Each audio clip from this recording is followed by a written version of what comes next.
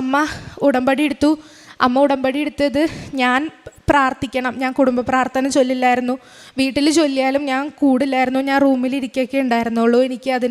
എനിക്ക് വരാൻ തോന്നാറേ ഉണ്ടായിരുന്നില്ല പ്രാർത്ഥിക്കാനായിട്ട്. അമ്മ ഉടമ്പടി എടുത്തതിന് ശേഷം 1 വർഷത്തോളം അമ്മ പ്രാർത്ഥിച്ചു. 2024 ആയപ്പോഴത്തേക്ക് എനിക്ക് പതിയെ പള്ളിയിൽ പോകാൻ തുടങ്ങി, പ്രാർത്ഥിക്കണമെന്ന് തുടങ്ങി. ഒരു ദിവസം രാവിലെ അമ്മ വിളിച്ചിട്ട് അടുത്തുള്ളൊരു പള്ളിയിൽ കുർബാനയ്ക്ക് പോകാൻ പറഞ്ഞു. മനസ്സോടെ ആണെങ്കിൽ ഞാൻ പോയി.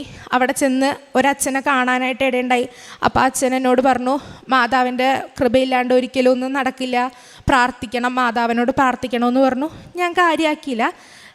എനിക്ക് മാതാവിൻ്റെ അടുത്ത് പ്രാർത്ഥിക്കേണ്ട, ഈശോൻ്റെ അടുത്ത് പ്രാർത്ഥിച്ചാലും നടക്കും എന്നുള്ളൊരു ചിന്തയായിരുന്നു. ഞാനങ്ങനെ +2 കഴിഞ്ഞു. ഞാൻ +2 കഴിഞ്ഞ് കഴിഞ്ഞപ്പോൾ പുറത്തേക്ക് പോകാനായിട്ട് വീട്ടിൽ തീരുമാനിച്ചു. ഓസ്ട്രേലിയയിലേക്ക് പോകാനാണ് ആദ്യം തീരുമാനിച്ചത്. അപ്പോൾ എന്നോട് PTE പഠിക്കാൻ പറഞ്ഞു. ഞാൻ PTE പഠിച്ചു. ആദ്യത്തെ വട്ടം പരീക്ഷ എഴുതി, പാസ്സായില്ല. രണ്ടാമത്തെ വട്ടം പരീക്ഷ എഴുതി, പാസ്സായില്ല. അപ്പോഴൊന്നും ഞാൻ പ്രാർത്ഥിക്കുന്നൊന്നും ഉണ്ടായിരുന്നില്ല.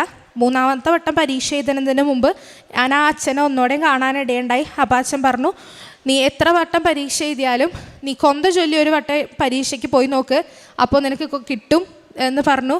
അത് പിന്നെ ഞാൻ അന്ന് പോവാൻ നേരത്തെ ഒരു കൊന്ത ചൊല്ലി കാശുരൂപം, എൻ്റെ പപ്പ ഇവിടെ ഉടമ്പടി എടുത്തിട്ടുണ്ട്, പപ്പയുടെ കാശുരൂപം അന്ന് എനിക്ക് തന്നു വിട്ടു. കാശുരൂപം കൊണ്ട് ഞാൻ പരീക്ഷ എഴുതാൻ പോയി. ആ പരീക്ഷ ഞാൻ പാസ്സായി. എനിക്ക് ഓസ്ട്രേലിയക്ക് പോകാനുള്ള സ്കോറല്ല കിട്ടിയത്, എനിക്ക് ന്യൂസിലൻഡിന് പോകാനുള്ള സ്കോറാണ് മാതാവ് തന്നത്. അന്ന് മുതൽ എനിക്ക് വിശ്വാസമായി, കൊന്ത ചൊല്ലിയ എന്ത് കാര്യം ഉണ്ടെങ്കിലും നടക്കുമെന്ന്.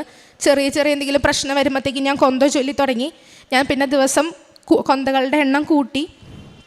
അങ്ങനെ പരീക്ഷ പാസ്സായി. ഞാൻ ന്യൂസിലൻഡിൻ്റെ പേപ്പർ വർക്ക് തുടങ്ങി.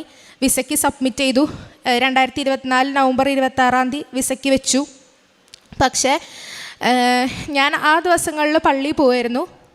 കറക്റ്റ് എന്നെ ഇൻ്റർവ്യൂവിന് വിളിക്കുന്ന ദിവസം ഞാൻ പള്ളി പോയില്ല. അല്ലെങ്കിൽ എൻ്റെ കയ്യിലൊരു കൊന്ത എപ്പോഴും ഉണ്ടാവും കട്ടിൽമേ, അല്ലെങ്കിൽ അവിടെ എവിടെയെങ്കിലും ബൈബിളൊക്കെ ഞാൻ എടുത്ത് വെക്കും, ഇവർ വിളിക്കും എന്നുള്ള പ്രതീക്ഷയുള്ളതുകൊണ്ട്. അന്ന് ഇതൊന്നും എൻ്റെ അടുത്തില്ലായിരുന്നു. കൊന്ത എൻ്റെ കയ്യിലുണ്ടായില്ല, പപ്പയുടെ കാശുരൂപം ഉണ്ടായിരുന്നില്ല, ഒന്നും ഉണ്ടായിരുന്നില്ല. ഇവർ വിളിച്ചപ്പോൾ രാവിലെ 7:30 സമയത്താണ് വിളിച്ചത്. എനിക്ക് ഒന്നും പറയാൻ കിട്ടിയില്ല.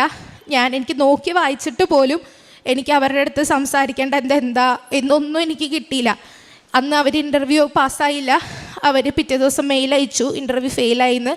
അന്ന് എനിക്ക് മനസ്സിലായി എൻ്റെ കഴിവ് കൊണ്ട് ഒന്നും നടക്കില്ല, പ്രാർത്ഥിച്ചിട്ട് മാത്രമേ എന്തെങ്കിലും നടക്കുകയാണെങ്കിൽ എനിക്ക് നടക്കുള്ളൂ എന്ന്.